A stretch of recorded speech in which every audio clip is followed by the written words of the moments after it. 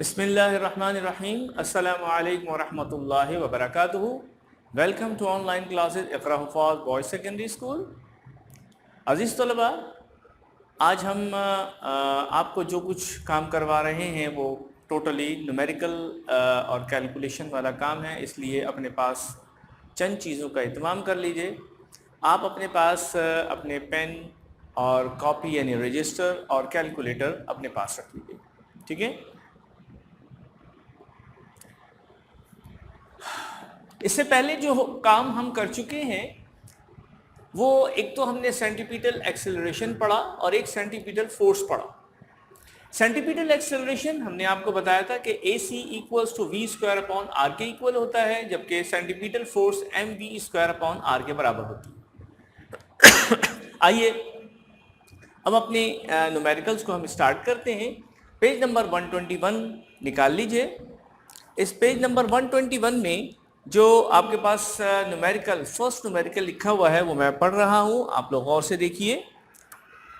Eight what speed must an object travel in a circle of radius 2 metre to experience a centripetal acceleration of 9.8 metre per second square. At what speed must an object. अच्छा देखिए, यहाँ पे एक object है जो कि एक circle में रोटेट कर रहा है। इस सर्कल में इस तरह से ये रोटेट कर रहा है, और ये जब रोटेट कर रहा है तो यकीनी बात है इसका एक सेंटर पॉइंट भी होगा। ये सेंटर पॉइंट और ऑब्जेक्ट इन दोनों के दरमियान का जो डिस्टेंस है वो है 2 मीटर। और अब यकीनी बात है, ये बात पहले से हम जान चुके हैं कि जब कोई बॉडी या कोई ऑब्जेक्ट सर्कल में रोटेट करता है तो एक सेंटीपीटल फोर्स होती है और एक सेंटीपीटल एक्सेलरेशन होता है जो टुवर्ड्स द सेंटर एक्ट कर रहा होता है। और ये एक्सेलरेशन फोर्स की वजह से ही होता है। लेकिन इस न्यूमेरिकल में चूंकि फोर्स का तस्करा नहीं है, इसलिए हम उस फोर्स को यहाँ पर मेंशन भी नहीं कर रहे। हालांकि ये जो एक्सेलरेशन है AC, जो कि सेंटीपीटल एक्सेलरेशन है, ये सेंटीपीटल फोर्स ही की वजह से है। तो बहरहाल ये जो AC है ये हमारे पास दिया हुआ है 9.8 मीटर पर सेकेंड स्क्वायर, जबकि इसका जो रेडियस है वो है 2 मीटर। आपको वो वेलोसिटी फाइंड आउट करनी है जिस वेलोसिटी से ये ऑब्जेक्ट रोटेट कर रहा है, और वो होती है v। और उसकी डायरेक्शन भी मैंने आपको बताई थी कि ये बिल्कुल इस रेडियस के परपेंडिकुलर होती है, यानी इस वेलोसिटी के वेक्टर और रेडियस के वेक्टर के दरमियान 90 डिग्री का एंगल यहाँ पे पाया जाता है। चुनाचे ये हमारे पास वेलोसिटी की डायरेक्शन और यही v हमें फाइंड आउट करना है। तो हमने सबसे पहले तो डेटा बनाया। r is equal to 2 metre, that is the radius. AC acceleration, centripetal acceleration 9.8 metre per second square, that is centripetal acceleration. We have to describe in the word form. v the velocity of object find out करनी है, ये हमने यहाँ पर लिख भी दिया। अच्छा, अब क्या आप ये जानते हैं कि यहाँ पे कौन सा फॉर्मूला लगेगा? मैंने यहाँ पर पहले ही 2 फॉर्मूले लिख दिए हैं। AC का फॉर्मूला ये है और FC का फॉर्मूला ये है। तो अब हम जब AC का फॉर्मूला यहाँ पे लगाएंगे तो क्या बनेगा? हम सबसे पहला लिखते हैं यहाँ पे solution. According to the definition of centripetal acceleration, we know that AC equals to v square upon r। v square का मतलब ये हुआ कि v तो हमें फाइंड आउट करना है, AC की वैल्यू हमें 9.8 दे रखी है, यहाँ पर 9.8 पुट कर देंगे, v स्क्वायर की जगह v स्क्वायर आ जाएगा और r 2 मीटर दिया हुआ है, ये इस तरह से आ जाएगा। ठीक है, क्रॉस मल्टीप्लाई करेंगे तो ये 2 यहाँ चला जाएगा, 2 multiply by 9.8 equals to v square. और जब 9.8 को 2 से मल्टीप्लाई करते हैं तो कितना आता है? 8 टू 16 हो गया, 9 to 18 plus 1 19, 19.6 is equal to v square. और जब हम जाहिर है कि हमें v की वैल्यू फाइंड आउट करनी है, हमें v स्क्वायर तो नहीं मालूम करना ना, चुनाचे हम इसका स्क्वायर रूट ले लेंगे दोनों साइड पे। और मैं अगर इसको इस तरफ लिख दूं v स्क्वायर को और 19.6 को यहाँ लिख दो, कोई फर्क तो नहीं पड़ता ना। अच्छा, ये वैल्यू इससे तो कैंसिल हो जाएगी, यानी ये पावर हाफ हो जाती है, जिसकी वजह से ये पावर 2 इस हाफ पावर के साथ कैंसिल हो जाती है। शॉर्टकटली हम इसको यूं कर देते हैं। 19.6 हमारे पास किसके इक्वल होता है? हमारे पास 19.6 किसके बराबर होता है? ये अगर आप कैलकुलेट करेंगे तो इस 19.6 जो है वो बन जाएगा 4.427 मीटर पर सेकेंड। ये हमारे पास इसका आंसर आता है। ठीक है स्टूडेंट्स, आपको ये बात समझ में आ गई कि जब भी हम कोई न्यूमेरिकल करते हैं और उसके बाद अगर उसकी डायग्राम भी यहां पर बना लेते हैं तो पूरा का पूरा कॉन्सेप्ट हमारे पास क्लियर हो जाता है। अच्छा, ये बनाना कोई मुश्किल बात नहीं होती है। अगर हम इसकी प्रैक्टिस कर लें तो यकीनी बात है कि ये डायग्राम बनाना, चूंकि सारे के सारे टॉपिक्स एक ही टॉपिक यानी एक ही कैटेगरी के चल रहे हैं, चुनांचे ये डायग्राम बनाना भी, डेटा बनाना भी, सॉल्यूशन के बाद कैलकुलेशन करके और आंसर को एक बॉक्स फॉर्म में आपको यहाँ पर लिखना, ये सब कुछ आसान हो जाएगा। ठीक है, तो हम इसकी बात की कोशिश कर लें कि हम हमेशा जब भी आंसर निकालें तो उसको इस तरह से बॉक्स करके और लिख दें। ठीक है, तो इस तरह से हमारा एक तो ये आंसर आ गया। अब आते हैं 7.2 पर। 7.2 में भी कुछ इसी तरह की सिचुएशन है। आइए इसको जरा देख लेते हैं। मैं 7.2 पढ़ रहा हूं। A car goes round a curve at 20 metre per second. अच्छा, अब देखिए ये 20 मीटर पर सेकेंड दिया हुआ, ये सेंटीमीटर फोर्स तो हो नहीं सकती, ये सेंटीमीटर एक्सेलरेशन तो हो नहीं सकता। मीटर पर सेकेंड हमारे पास हमेशा वेलोसिटी होती है। चुनांचे हमने जब यहाँ पर डेटा लिखा तो v is equal to 20 metre per second, ये आ गया, दिस इज द वेलोसिटी। उसके बाद सेकेंड में the radius of curvature is 50 metre. ये तो खुद उसने कह दिया कि ये रेडियस है, तो 50 सेंटीमीटर हमने यहाँ पे radius is equal to 50 centimetre हमारे पास आ जाएगा। ये सेंटीमीटर नहीं बल्कि 50 मीटर, सॉरी 50 मीटर हमारे पास रेडियस आ गया। ठीक है, radius of curvature. Calculate the centimetre acceleration of the car. Centimetre acceleration of the car, ये AC फाइंड आउट करना है। आपने नोट किया कि मैंने इस क्वेश्चन को पढ़ते वक्त इस डायग्राम को बिल्कुल कंसीडर किया ही नहीं। डायग्राम बनाना कोई जरूरी चीज नहीं होती, लेकिन डायग्राम बनाने से हमारा काम बहुत आसान हो जाता है। चुनांचे हमने यहाँ पे क्या किया कि ये जो डेटा बनाया है इसके जरिए से हम ये सोचेंगे कि हमें फाइंड आउट जो चीज करनी है उसका फॉर्मूला उठा लिया जाए यहाँ से। क्लियर? तो अब हम क्या करते हैं, जब सॉल्यूशन लिखेंगे यहाँ पे तो फॉर्मूला लिखेंगे AC is equal to V square upon R। अब AC आपको फाइंड आउट करना है। V स्क्वायर की जगह आप जब वैल्यूज पुट करेंगे 20 और फिर इसका स्क्वायर डिवाइडेड बाय 50, फिर इसको आप कैलकुलेट कर लेंगे तो आंसर आ जाएगा इंशाल्लाह। लेकिन एक बात याद रखिएगा कि जब भी आप कोई कैलकुलेशन करें और उसका रिजल्ट निकालें, उसका यूनिट जरूर लिखें। जब आप डेटा बनाएं तो उसके यूनिट जरूर लिखें। सिर्फ क्वेश्चन मार्क वाले का डेटा ना लिखें, यूनिट ना लिखें, क्योंकि उसके तो वैल्यूज है ही नहीं हमारे पास, इसकी भी नहीं लिखने की जरूरत। लेकिन जब भी डेटा में जो नोन वैल्यूज होती हैं उनका यूनिट जरूर लिखना है। और आखिर में जैसे यहाँ पे जब रिजल्ट हमारे पास आ जाए तो उसका यूनिट आप जरूर लिखेंगे। क्लियर हो गया? तो इस तरह से आपका ये सेकंड न्यूमेरिकल भी सॉल्व हो जाता है। अब आ जाए जरा डायग्राम पे। अब अगर इस क्वेश्चन को पढ़ के डायग्राम को समझा जाए तो भी बहुत आसान है। A car is moving in a circular path. ये सर्कुलर पाथ पे रिवॉल्व कर रही है। उसका सेंटर ऑफ कर्वेचर से रेडियस ऑफ कर्वेचर उसका जो है वो 50 मीटर है। तो हमने सेंटर से यहाँ तक का एक डिस्टेंस मेजर किए बगैर यानी 50 मीटर यहाँ लिख दिया। This is car. ठीक है, हमने इसको कार को इस तरह से डॉट से यहाँ पर रिप्रेजेंट किया है। अब जिस वेलोसिटी के साथ ये मूव कर रही है वो है 20 मीटर पर सेकेंड। तो ये वेलोसिटी की डायरेक्शन और वेलोसिटी की वैल्यू आ गई। AC जो कि इस तरफ यहाँ पर टुवर्ड्स द सेंटर एक्सेलरेशन है वो फाइंड आउट करना है। क्लियर हो गया? आइए अब तीसरे क्वेश्चन पर आ जाते हैं। थर्ड क्वेश्चन में कहा यह जा रहा है कि a proton of mass 1.67 into 10 to the power minus 27 kilogram is moving in a circle of radius 100 centimeter. अच्छा, ये जो यहाँ पर मास इसका दिया हुआ है, ये कोई बहुत बड़ा मास नहीं है। आप देखें 10⁻⁻27 बहुत छोटी वैल्यू बन जाती है। अगर ये +27 होता तो बहुत बड़ा मास हो जाता।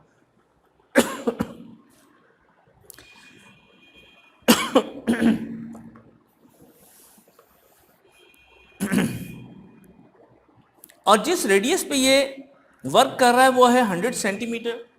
तो ये प्रोटॉन हो गया, ये एक न्यूक्लियस के अगर रोटेट कर रहा है, उसका सेंटर से न्यूक्लियस से लेके यहाँ तक का जो फासला है, डिस्टेंस है, वो 100 सेंटीमीटर है।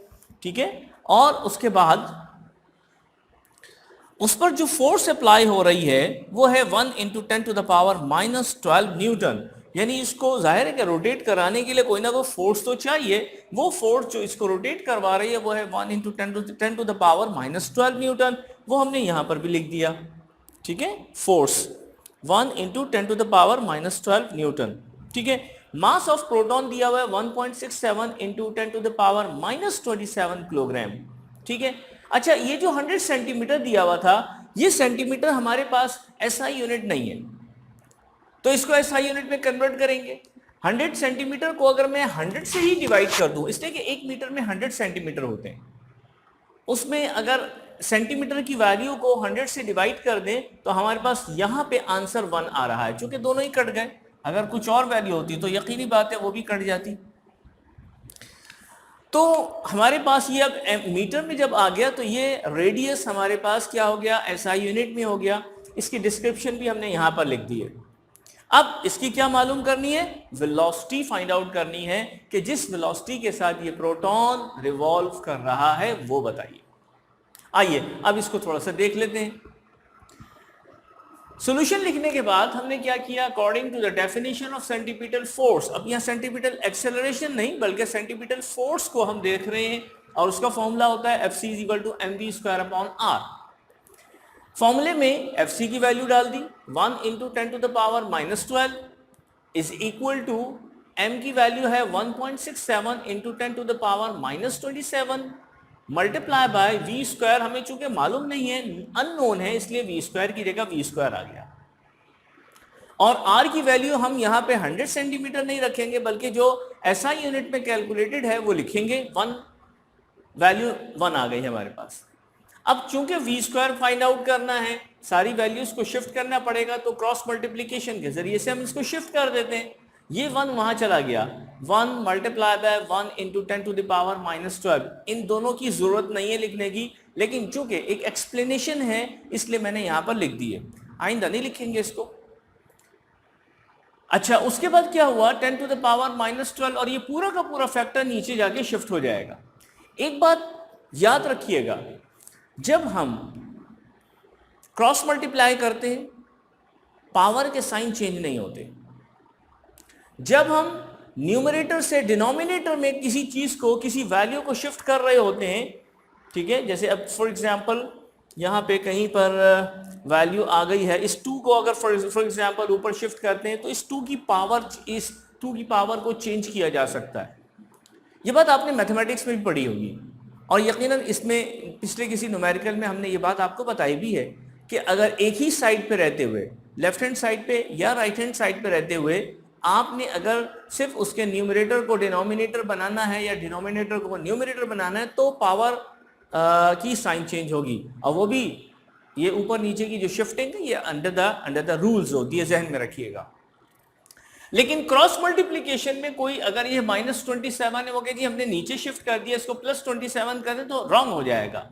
ये एज इट इज नीचे शिफ्ट हो जाएगा यहाँ पे क्रॉस मल्टीप्लीकेशन के जरिए से।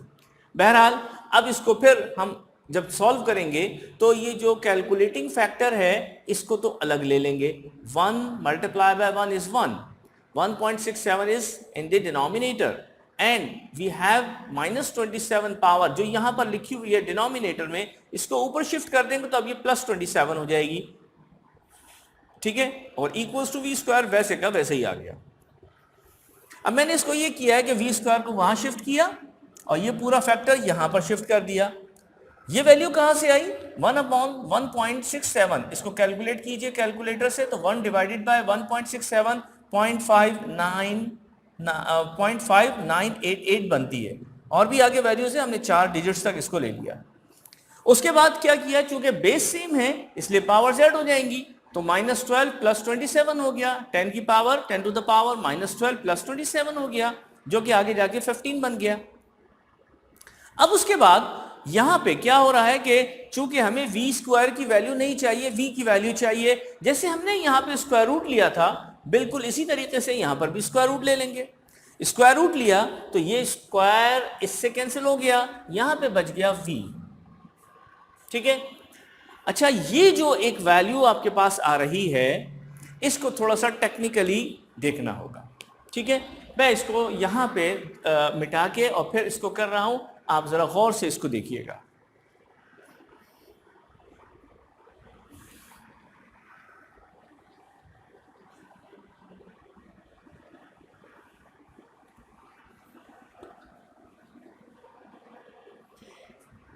देखिए इस वक्त हमारे पास यहां पे v वैल्यू एक आ रही है, मैं इसके स्क्वायर रूट को इस पर अलग और इस पर अलग लूंगा, लेकिन आपको मालूम है कि स्क्वायर रूट दरअसल हाफ पावर होती है, किसी भी वैल्यू की, किसी भी बेस की पावर यानी एक्सपोनेंट हाफ हो जाता है, वो स्क्वायर रूट कहलाता है। अब अगर हम यहाँ पे 10 टू द पावर 15 को देखें तो ये 15 जब इसके ऊपर पावर, जब पावर ये भी 15 भी पावर है और इसके ऊपर जब हाफ पावर आ जाएगी तो इन दोनों को मल्टीप्लाई करेंगे, ये 15 पावर हो गई यानी 10 टू द पावर 15 और उसके ऊपर पावर हाफ, तो ये कभी भी कट नहीं हो सकते, रिड्यूस नहीं हो सकते, पॉइंट्स में आंसर आएगा। चुनांचे अगर हम इसको ऐसा करें कि इसको 14 किसी तरीके से कर दें, तो जब हम इसकी पावर को सॉल्व करेंगे तो 14 मल्टीप्लाई बाय 1/2 ये बन जाएगा 7। ये आसान है हमारे लिए, तो हम इसकी एक पावर को ब्रेक कर देते हैं। जब ब्रेक करेंगे तो वो कुछ यूं बनेगा,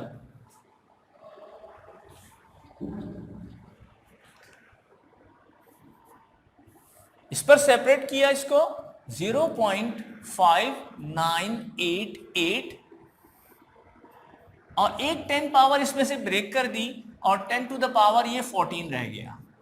ठीक है, कोई फर्क तो नहीं पड़ा ना, इसलिए कि इन दोनों को जब दोबारा से मल्टीप्लाई करेंगे तो ये 1 पावर 14 के साथ मिलके क्या बन जाएगी, 15 बन जाएगी। चुनाचे अब हम क्या करते हैं, अब हम ये कर रहे हैं कि इसको तो अलग कर दिया 0.5988 मल्टीप्लाई बाय 10 और फिर उसके बाद इसको अलग कर दिया 10 टू द पावर 14। अब जब इसको हम सॉल्व करेंगे, इसको 10 से मल्टीप्लाई करेंगे तो ये बन जाएगा 5.988 और ये जब इसके ऊपर पावर आएगी तो 10 टू द पावर 14 और पावर हाफ, ये कटने के बाद 7 बन जाएगी। चुनाचे इसको जब हम सॉल्व करते हैं 5.988 तो हमारे पास आंसर जो आता है, इस वक्त जो हमारे पास आंसर आएगा वो बन जाएगा 2.44। ठीक है, 2.44 और ये बन जाएगा 10 टू द पावर 7।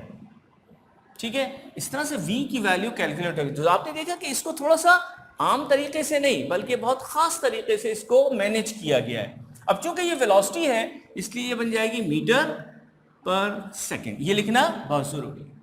इसको आप यहां पे बॉक्स कर दीजिए, यही आपका आंसर हुआ। ठीक है, याद रखिएगा कि एक बहुत बड़ा कंट्रीब्यूशन मार्क्स का, न्यूमेरिकल्स का के हवाले से पेपर में आता है, इसलिए आपको बहुत ख्याल रखना है, बहुत ध्यान से न्यूमेरिकल्स को सॉल्व करना है, इसकी प्रैक्टिस भी करनी है। ठीक है, अब मैं आपको यहाँ पे 7.4 एक न्यूमेरिकल है जो आपको मैं यहाँ पे होमवर्क के तौर पे दे रहा हूँ। 7.4, बस एक बात जहन में याद रखिएगा, 7.4 में टेंशन फाइंड आउट करनी है, टेंशन फाइंड आउट करनी है। इस टेंशन का मतलब ये है कि अगर एक रस्सी के साथ यहाँ पत्थर बंधा हुआ है और यहाँ पे एक टेंशन, रस्सी के अंदर एक टेंशन पाई जाती है तो वो Fc के बराबर हो जाती है। फोर्स, कौन सी फोर्स, सेंटीपीटल फोर्स के बराबर। तो आप ये यहाँ पर एक स्टेटमेंट लिखेंगे, hair tension is equal to Fc, therefore Fc is equal to mv square upon r, और यही आपको Fc फाइंड आउट करना होगा। ठीक है, तो इसका आप ये खुद कीजिएगा 7.4। मुझे उम्मीद है कि आप इंशाल्लाह इसको कर लेंगे। इंशाल्लाह फिर हाजिर होंगे। अस्सलामु अलैकुम वरहमतुल्लाहि वबरकातुहू।